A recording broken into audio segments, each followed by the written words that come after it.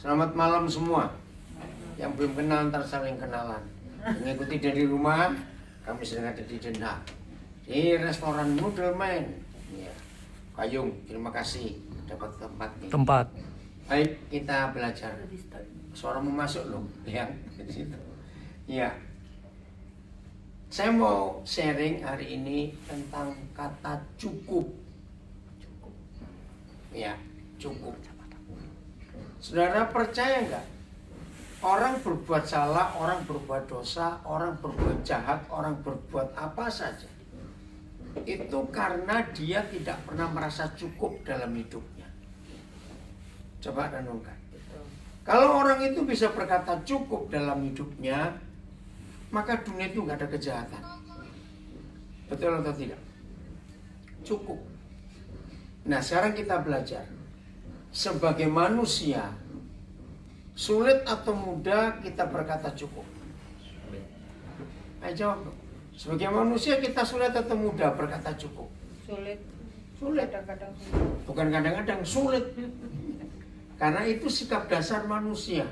Selalu kurang, selalu kurang, selalu kurang. Padahal kalau kita bisa berkata cukup, hidup ini luar biasa.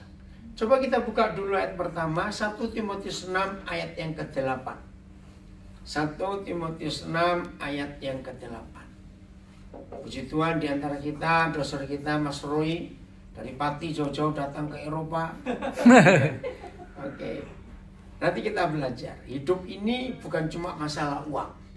Ya. Udah 1 Timotius 6 ayat 8. Ayo dibaca salah seorang. 1 Timotius 6 ayat 8. Udah belum? Tunggu. Yuk. Asal ada makanan dan Yuk ulangi pakaian. supaya yang lain dengar. 1, 2, 3. Asal ada makanan dan pakaian cukuplah. Nah, simpel sekali.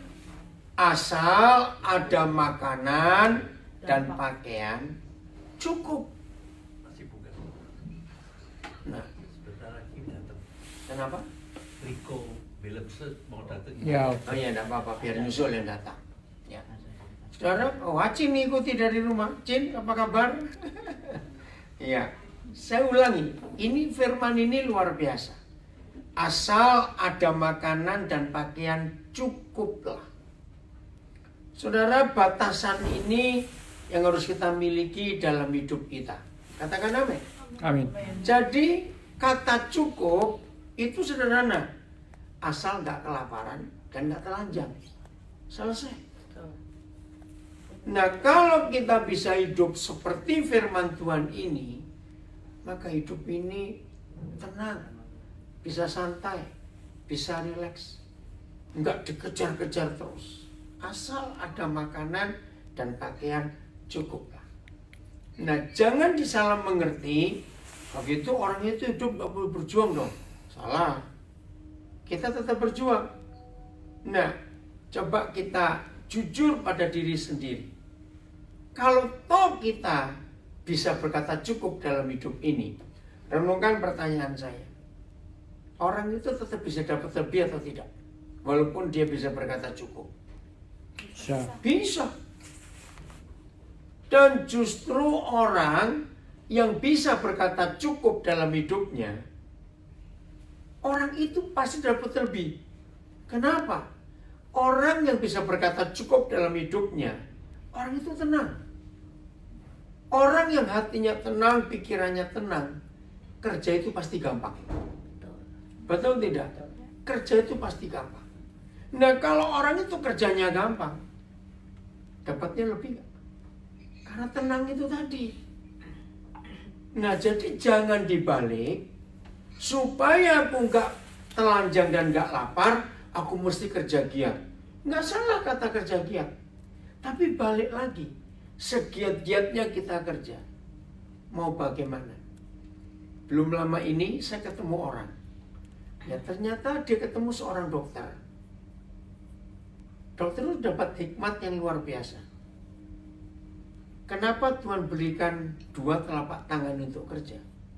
Dan dokter itu berkata, semua makanan yang kita makan dan semua yang kita miliki itu tidak boleh melebihi besarnya tangan kita. Termasuk makan. Kalau makan itu cuma bisa selebar ini, mau daging mau apa saja. Nah, waktu saya dengar dia cerita itu, bukankah ini prinsip kata cukup? Dan dokter itu meyakinkan, kalau kita makan, kalau kita punya apa-apa, nggak melebihi dari tangan kita dua ini, percayalah hidup itu tenang dan itu sehat. Belum pernah saya mendengar konsep seperti itu, baru berapa waktu yang lalu. Dan itu betul. Ya secukup tangan kita ini. Sebanyak-banyaknya yang kita punya, berapa besar, berapa banyak mampu kita genggam? Ngerti nggak pertanyaan ini? Ya. Banyak atau sedikit yang mampu kita genggam? Sedikit. Nggak lebih daripada itu. Nah, sekarang kalau orang itu bisa berkata cukup, asal ada makanan, ada pakaian, asal nggak kelaparan, nggak telanjang, dan hatinya tenang, orang itu bisa bekerja, pasti dapatnya lebih. Nah, lebihnya ini yang kita harus bagi. Nah, sekarang hal yang kedua yang kita mau pelajari, setelah kita bisa berkata cukup, maka kita harus tahu tujuan hidup ini kemana. Ayo, saya tanya masing-masing saudara. Kita hidup untuk apa? Yang di rumah kalau mau jawab, silakan, ada suara puliang yang jaga. Bisa dibaca nanti. Ayo, kita hidup untuk apa? Awas jawabannya untuk menikah. Awas. Enggak. Enggak, hidup bukan cuma untuk menikah. Menikah itu pelengkap hidup. Ya, apa bedanya? Jadi begini. Mobil contohnya. Itu kebutuhan pokok atau tidak? Tidak. Tidak. Nah, artinya segala sesuatu yang kita nggak bisa, yang kita nggak punya, dan kita gara-gara itu kita mati. Nah, itu yang disebut kebutuhan pokok. Orang nggak menikah tetap hidup nggak? Hidup. Ya sudah. Jadi menikah bukan kebutuhan pokok, bukan tujuan hidup. Mobil perlu, tapi nggak punya mobil juga nggak apa-apa. Betul? Nggak usah ngoyo, nggak usah maksa sampai utang-utang hanya pingin sesuatu. Nah, itu salah. Nah, ini yang kita mau pelajari. Jadi tujuan hidup itu apa? Makan. Satu. Ya, karena yang jawab itu tukang masak. Jadi jawabannya makan. Salah. Makan untuk hidup. Iya. Enggak, salah juga. Makan bukan untuk hidup. Banyak orang nggak bisa makan tetap hidup kok. Betul tidak? Ya, banyak orang nggak bisa makan tetap hidup. Gitu. Bukan. Ayo, apa tujuan hidup? Kebaikan. Kebaikan. Oke. Coba teruskan, Mas Roy. Kebaikannya bagaimana? Dari Betul. keturunan. Itu kenapa? Oh, ini itu cari keturunan. Cari keturunan. Tidak harus. Ya, nah, contoh. Saya menikah 27 tahun nggak punya keturunan, tapi Tuhan berikan kami banyak anak-anak. Jadi bisa ngurus anak-anak yang nggak terurus. Oke, kebaikan nanti kita akan bahas itu. Ya, Yang lain lagi, menjadi berkat buat orang lain. menjadi berkat buat orang lain, sama untuk kebaikan itu. Seorang lagi, apa tujuan hidup? Karena kita percaya waktu kita dilahirkan ke dunia lewat orang tua kita, Tuhan nggak iseng. Betul tidak? Dia punya tujuan dalam hidup ini. Nah, untuk itu kita harus tahu. Orang yang paling celaka di dunia bukan orang miskin, bukan. Orang yang paling celaka di dunia bukan orang yang bisa sekolah, bukan. Orang yang paling celaka di dunia adalah orang yang nggak tahu hidup dia itu untuk apa. Itu orang paling celaka. Pagi bangun, otomatis siapan kerja, sarapan dulu, siapan kerja, terus sampai sore pulang, tidur capek, besok kerja lagi. Itu bukan tujuan hidup. Itu melelahkan. Ya, jadi apa tujuan hidup? Ya, kebaikan betul. Jadi berkat buat orang lain. Yang satu lagi jawab apa? Apa tujuan hidup? Yang lebih tepat. Oke, saya ajak berpikir begini. Karena semua kita akan mati, Coba baca Ibrani 9 ayat 27. Ibrani pasal yang ke-9 ayat yang ke-27. Ibrani 9 ayat yang ke-27. Oh, mau pulpen? Enggak. Ada. Saya tekan wave-nya. Ada apanya yang terus wave? Tolong. Maaf, yang pegang Ya. HP-nya ini baru ada. Yang satu juga. Cari.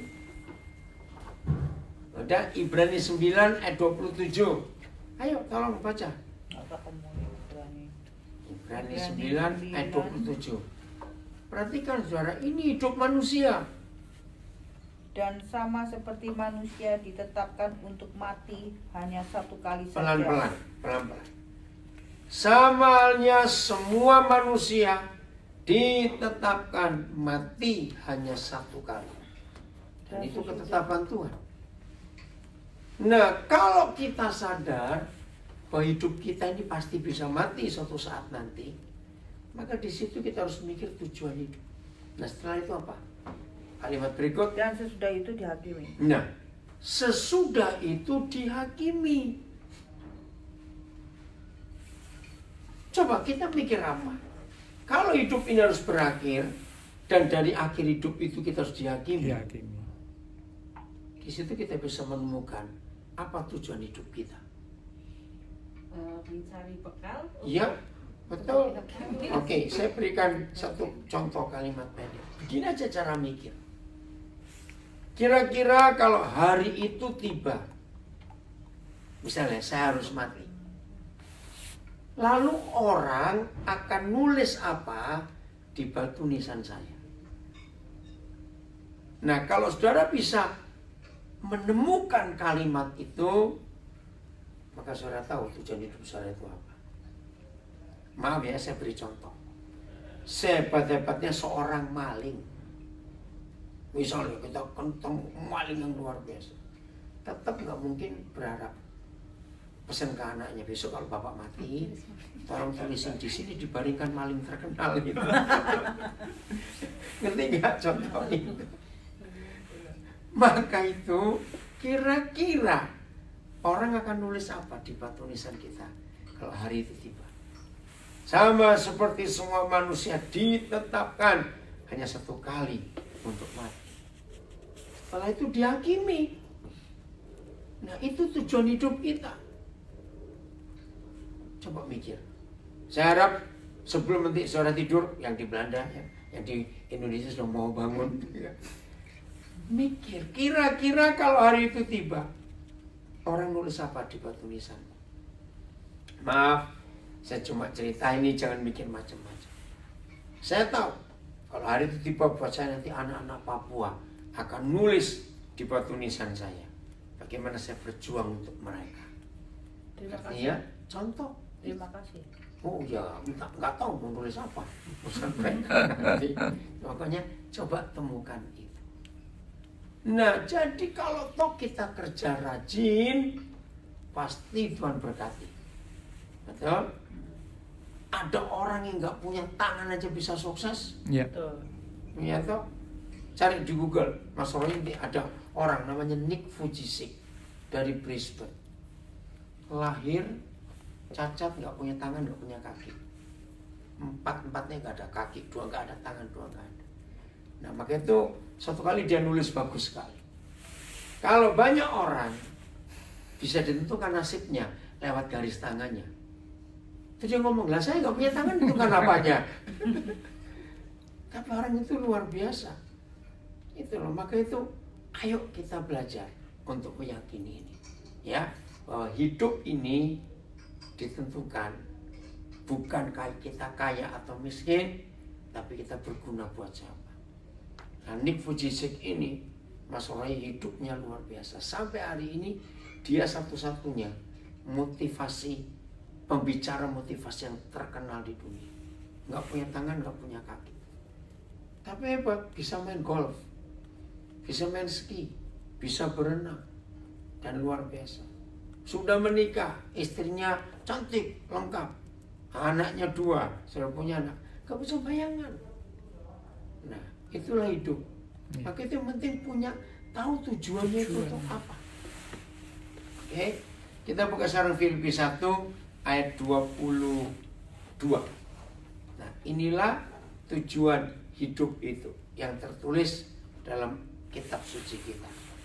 Filipi pasal 1 ayat 22.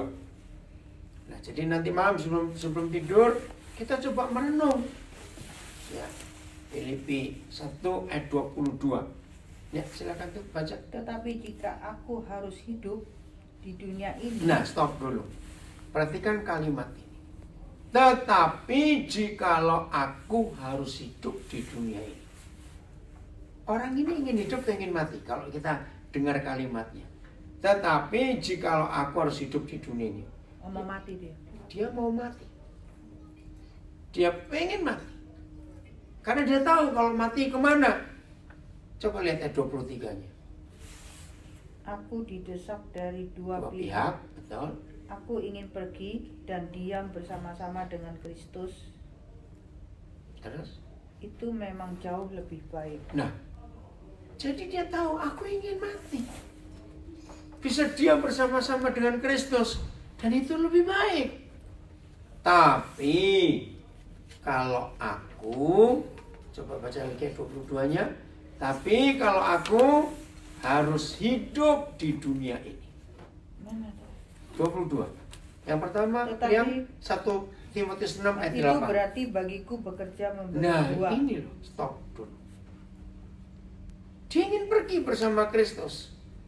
Misalnya 1 Timotius 6 ayat 8, terus Ibrani 9 ayat 27. Aku udah nyatet. Oh, Udah. Aku udah nyatet semua. Oke. Tetapi jikalau aku harus hidup di dunia ini, kalau harus hidup, bagiku adalah memberi buah. Bekerja memberi buah. Nah, Mas Roy, ini untuk kebaikan tadi dengan konsep pohon buah. Lama saya merenungkan kalimat ini. Kalau aku harus hidup di dunia ini, itu berarti bagiku bekerja memberi buah. Selasa yang lalu, saya harus ke Berlin. Ya, karena pemakaman teman baik. Dia meninggal, orang ini umur 81. Dia dari latar belakang Muslim, orang Betawi asli. Nama aslinya Ibu Seromi. Nah, waktu zaman Soekarno, dia di beasiswa kuliah di Moskow. Nah, pas selesai Moskow, dia dipindahkan ke Beijing. Nah, di Beijing dia ketemu suaminya. Politik berubah, mereka nggak bisa pulang. Nah, waktu itu Berlin yang paling banyak menerima orang-orang Indonesia yang kuliah zaman Soekarno itu.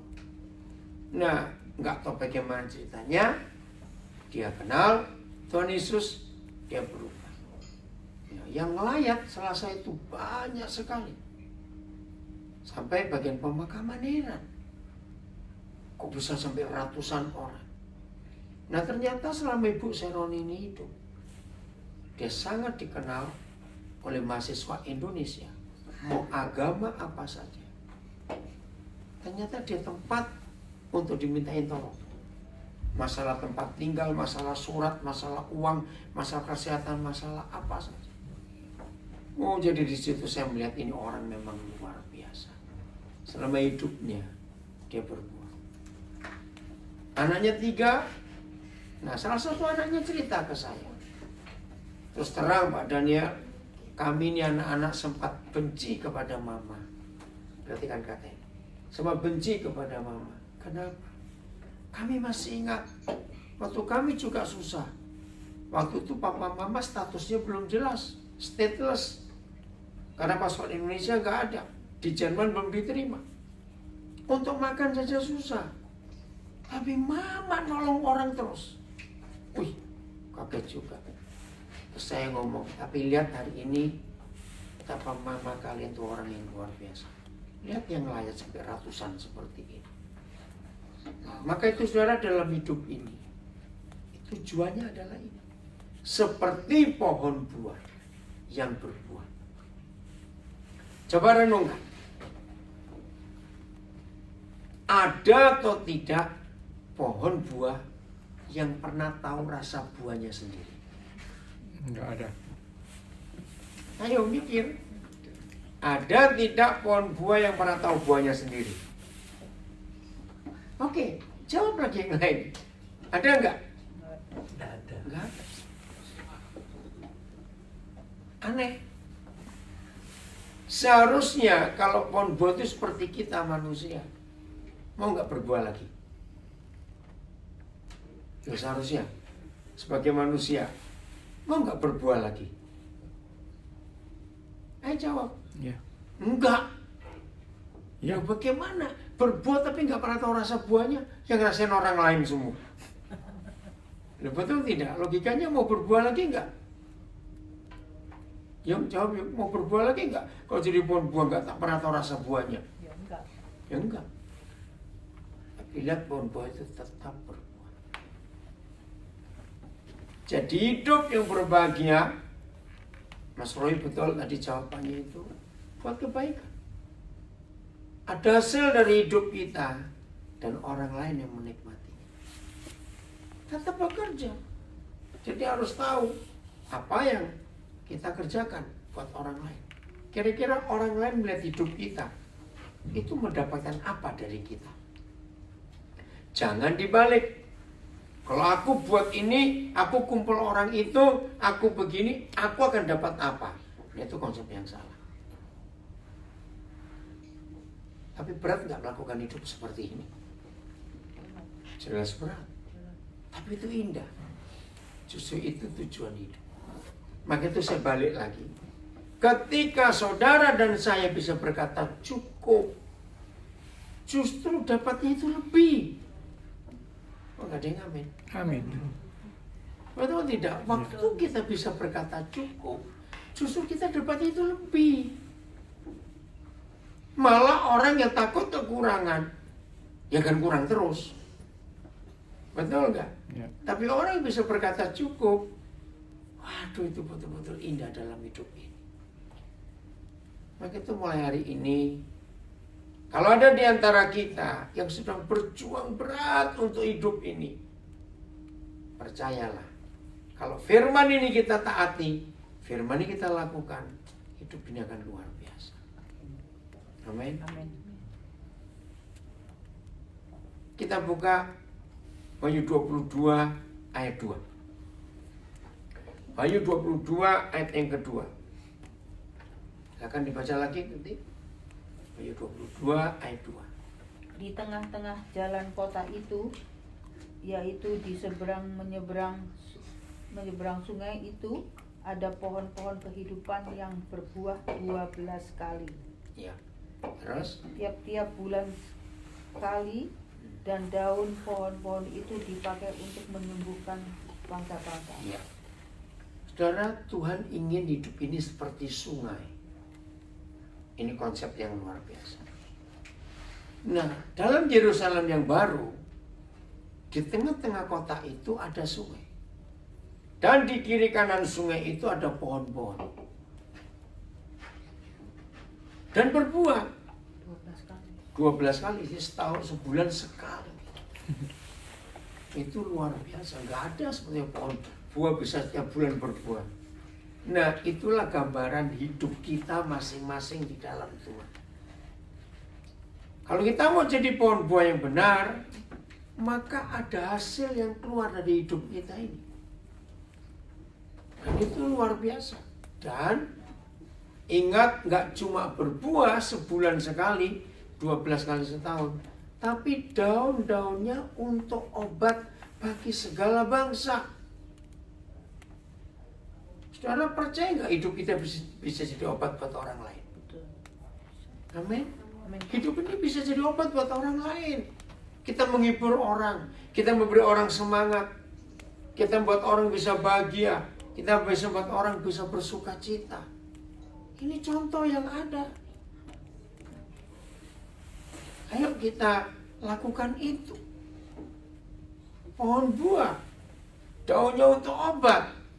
Amin. Nah, sungai ini yang kita mau pelajari. Coba ya, kita mikir baik-baik.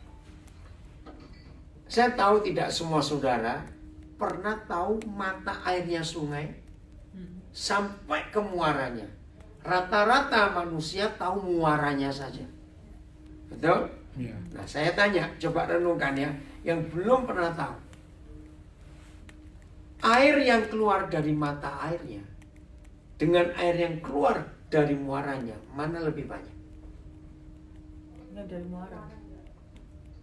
Betul? Salah.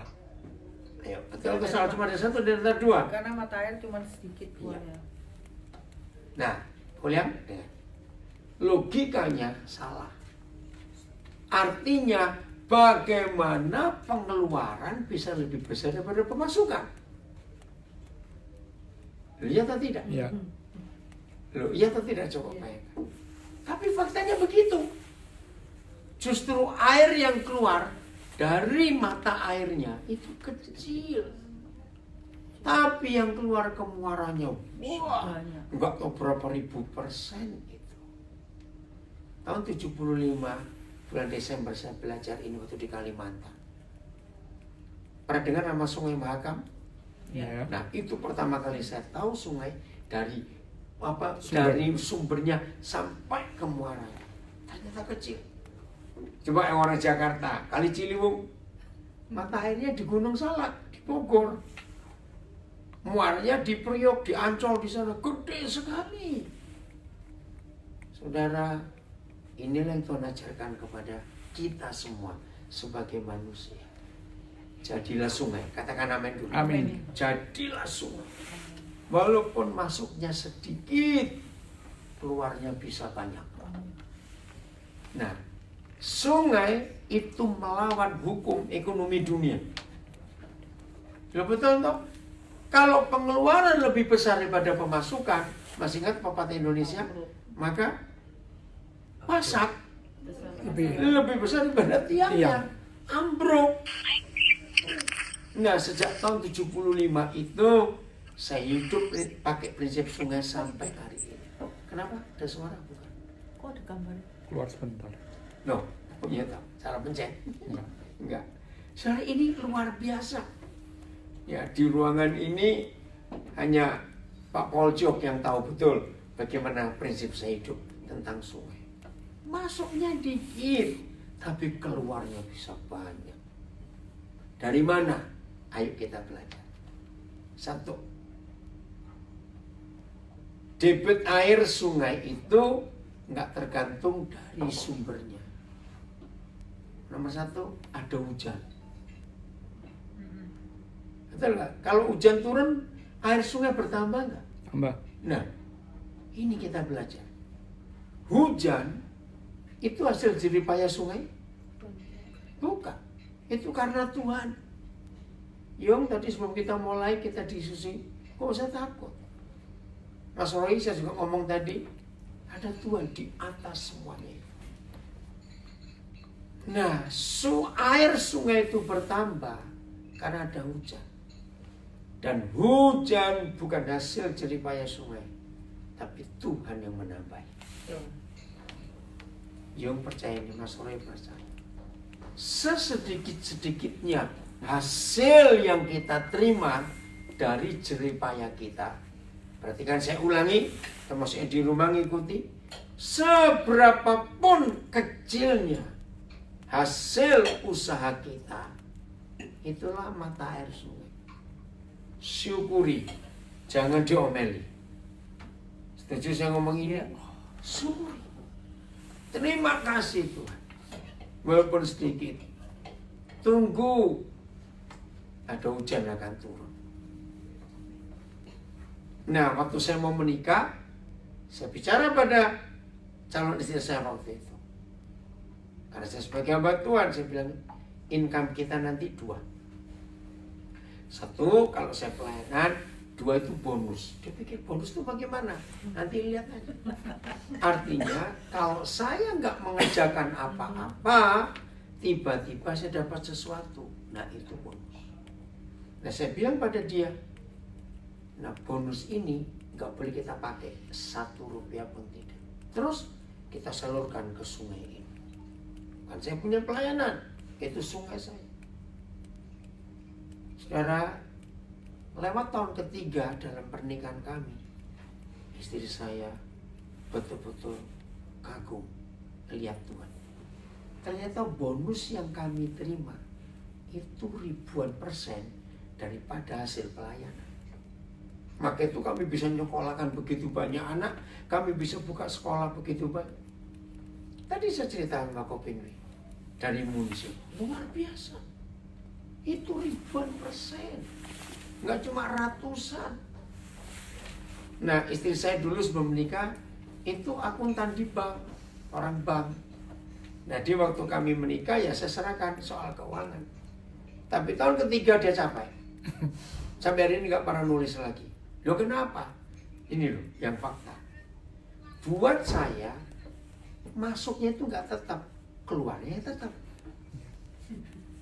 Ngerti nggak maksudnya? Nah, orang pembukuan ngitung yang nggak pasti nggak capai.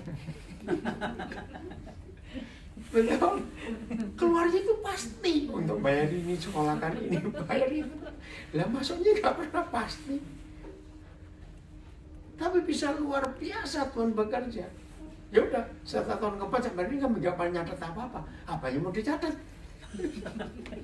Hebat ya Tuhan itu.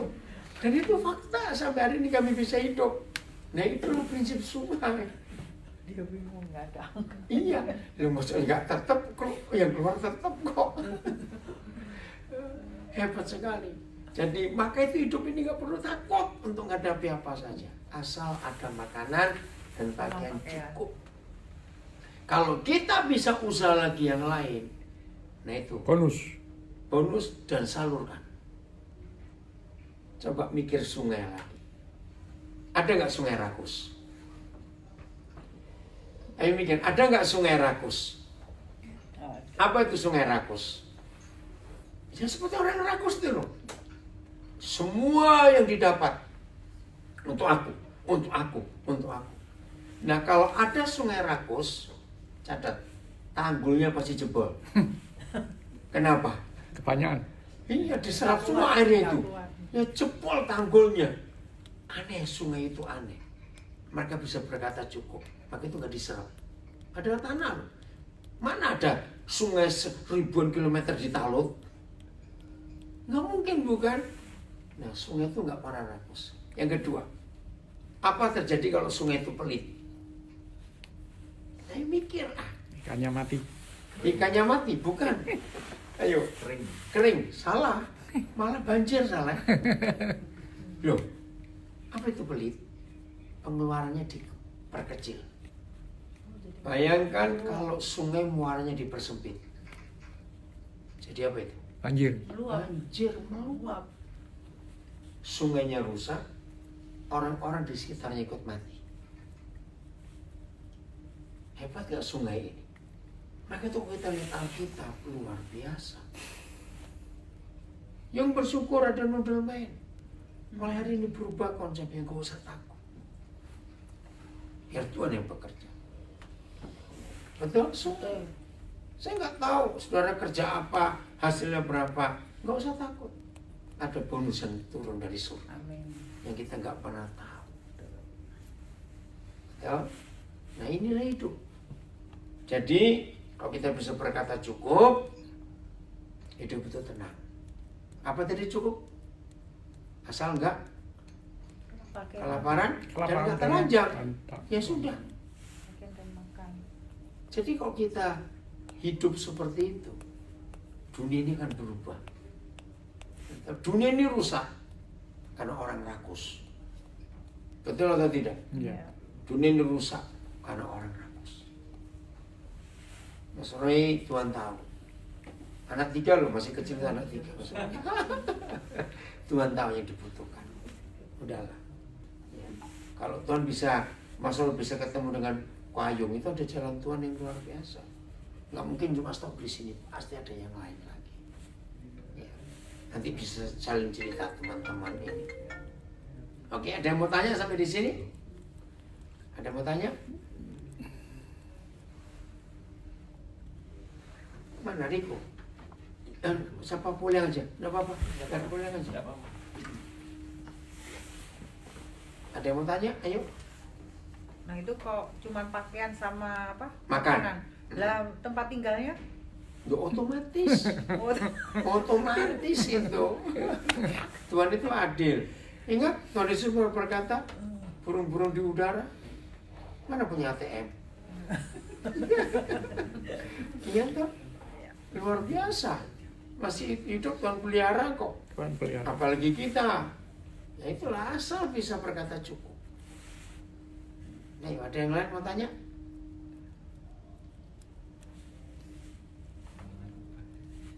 Ayo.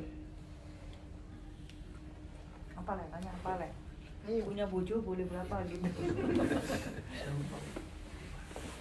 Kenapa, Wi? Minta nomornya aja lupa. Ya nanti aja lah. Oh, lagi ya kok tanya nomor ya kok. Dulu waktu penghasilan sedikit cukup, terus sekarang penghasilan banyak malah nggak cukup.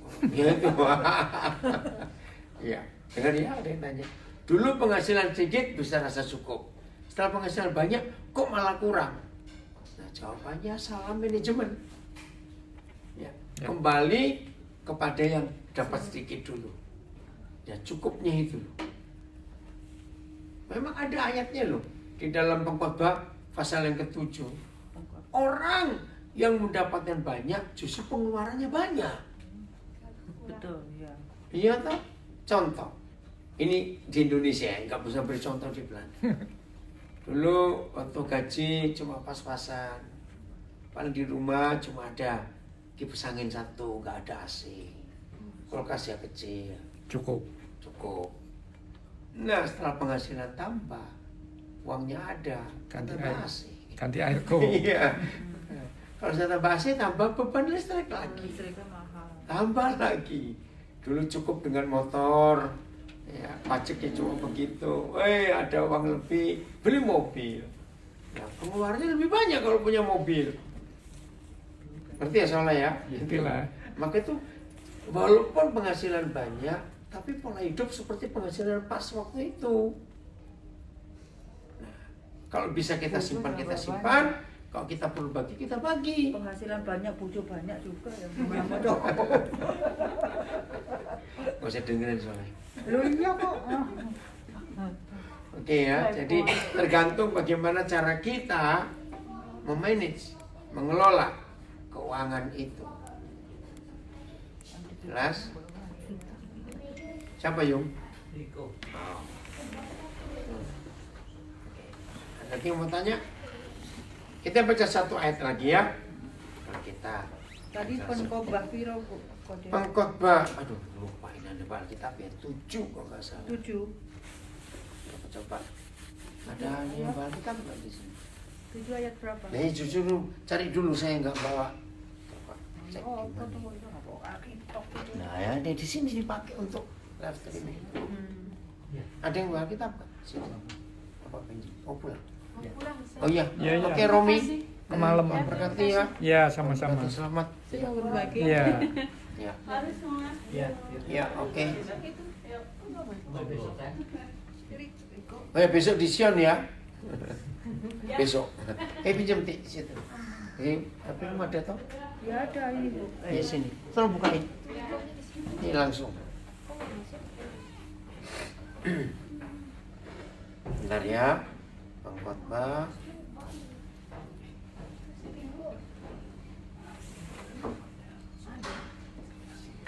Kalau cari yang kelima kemana mungkin ya? Bentar ini. Kelima. Maaf.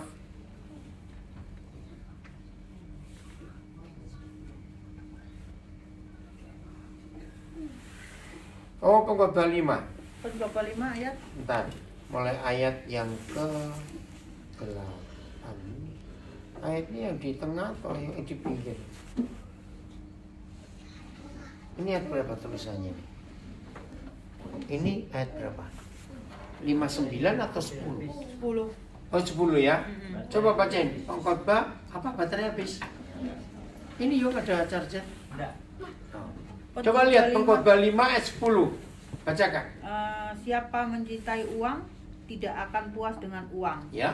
Dan siapa mencintai kekayaan tidak akan puas dengan penghasilannya. Nah, ini jelas sekali. Tuh. Coba ulangi lagi itu.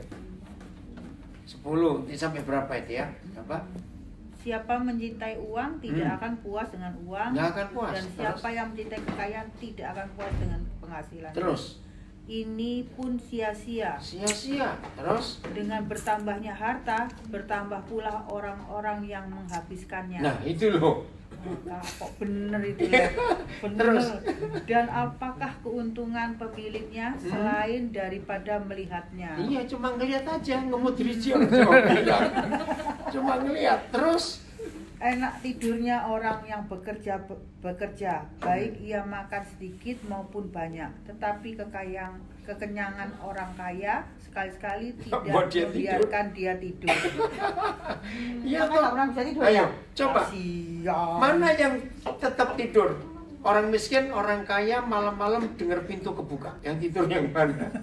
Nggak tidur orang miskin, Ya, iya. karena nggak khawatir.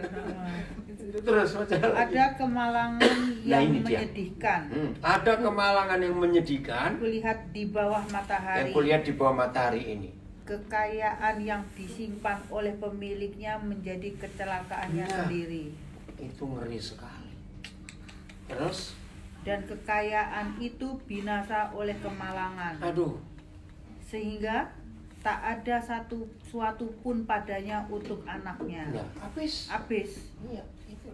Tolong catat ya ayat itu. Sampai Tadi sore 15. Jadi sebelum tanggal 10 kita- sampai 15. Iya. Tadi sore sebelum kebaktian dengar cerita dari salah satu orang di Indonesia. Sehat, nggak ada apa-apa. Tiba-tiba bisa linglung, lupa semuanya.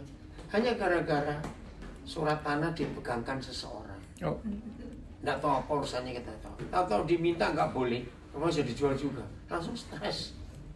Ya, itulah hidup. Hati ini condong kemana? Maka itu penting sekali kalau kita mau mengerti konsep kekayaan itu. Amin. Amin. Jadi berbahagialah kita kalau kita bisa berkata cukup dalam hidup ini. Amin. Itulah kasih Tuhan yang harus kita miliki. Dalam hidup. Oke, siap? Yuk, jadi gak usah takut ya. Satu tujuan yang Mas Roy, ingat ada Tuhan di atas semuanya. Amin. Baik, mari kita mengakhiri Tuhan. Bapa di surga, kami bersyukur. Berapa hari lagi kami akan mengakhiri bulan yang ke-10. Kalau kami menengok lagi ke belakang dari Januari yang lalu, betapa ajaib kasih Tuhan atas hidup kami. Masih ada 2 bulan lagi tahun ini. Dan buat kami masih merupakan misteri rahasia. Kami gak tahu akan terjadi apa. Tapi satu hal yang kami tahu, Tuhan adalah tetap Tuhan dan Papa yang baik buat kami semua. Dan secara khusus saat ini kami berdoa Tuhan untuk anakmu, Mas Rui.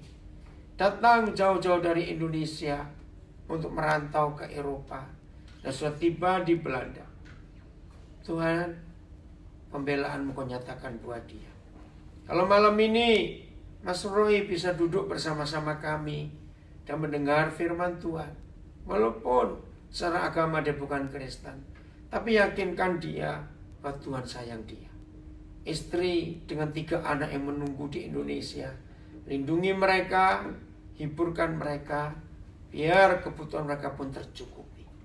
Terima kasih kalau Ayung anakmu yang gak kenal bisa Tuhan gerakkan untuk menolong.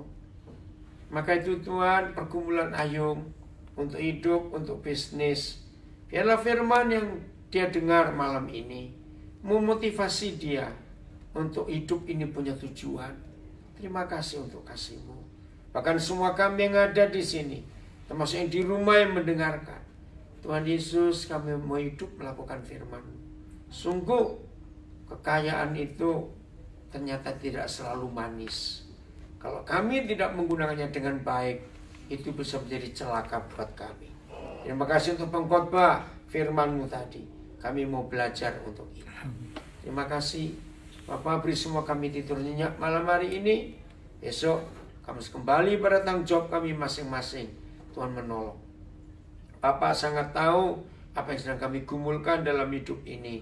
Dan kami bersyukur firman-Mu itu jaminan yang luar biasa. Amin. Terima kasih untuk tempat ini Nudelman. Jadikan berkat yang besar. Amin. Tuhan lihat hati Ayo sampai menjadikan tempat khusus di bawah ini sehingga boleh dipakai untuk anak-anak-Mu belajar akan firman Tuhan. Berkati perjuangan mereka sekeluarga, Tuhan menolong menguatkan.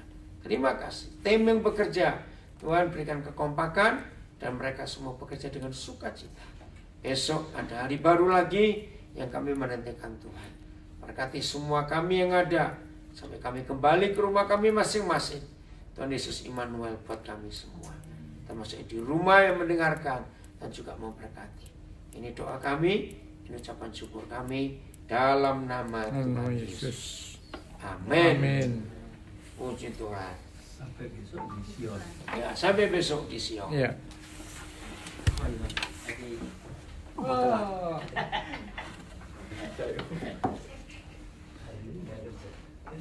Dari mana? Olak. Ya. Besok malam. Iya, sama-sama.